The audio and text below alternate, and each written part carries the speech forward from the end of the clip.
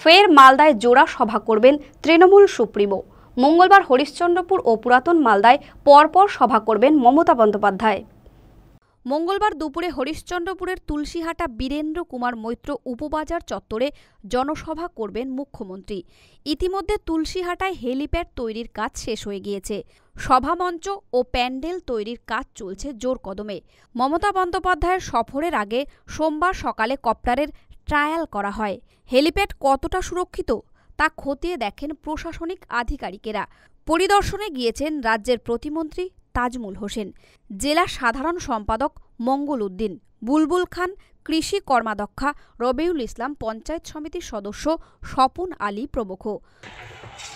এখানে তুলসীহাটা হাটখোলায় আগামীকাল আমাদের জননেত্রী মমতা বন্দ্যোপাধ্যায় আসছেন, তার প্রস্তুতি সভা চলছে। এই প্রস্তুতি সভায় আমাদের এখানে সবাই উপস্থিত আছেন এবং আমাদের হেলিপ্যাডও তৈরি হয়ে গেছে।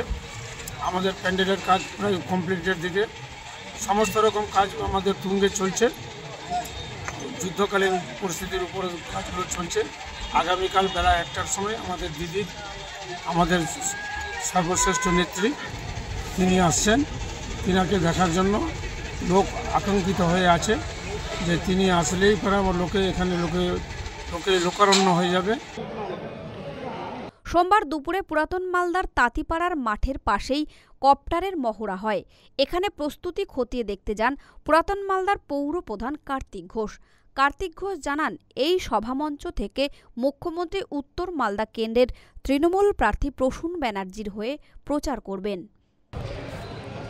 তৃণমূল কংগ্রেসের সর্বোচ্চ নেত্রী তথা সর্বভারতীয় নেত্রী মমতা বন্দ্যোপাধ্যায় আগামীকাল আমাদের ওলমালদা শহরে আমাদের এই শক্তিসংঘ ক্লাব অর্থাৎ তাঁতিপাড়া মাঠে আমাদের আগামী দিনে তিনি সভা করতে আসছেন এবং তার প্রস্তুতি চলছে। আপনারা দেখতে পাচ্ছেন প্রস্তুতি চলছে। বিভিন্ন এখানটা হেলিপ্যাড থেকে আরম্ভ করে বিভিন্ন মঞ্চ থেকে আরম্ভ করে চেয়ার টেবিল গোটা প্যান্ডেল একটা সাজে ডক। তো আমরা আমাদের এই এলাকার যারা কর্মী আছে, তৃণমূল কংগ্রেস কর্মী, সমর্থক, সাধারণ মানুষ, তাদের মধ্যে যথেষ্ট উৎসাহ আছে, যথেষ্ট উদ্দীপনা রয়েছে এই মিটিংকে কেন্দ্র করে।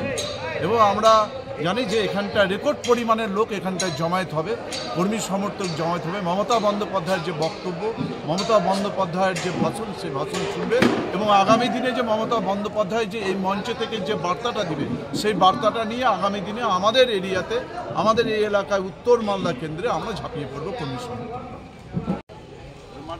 মালদা টুডে।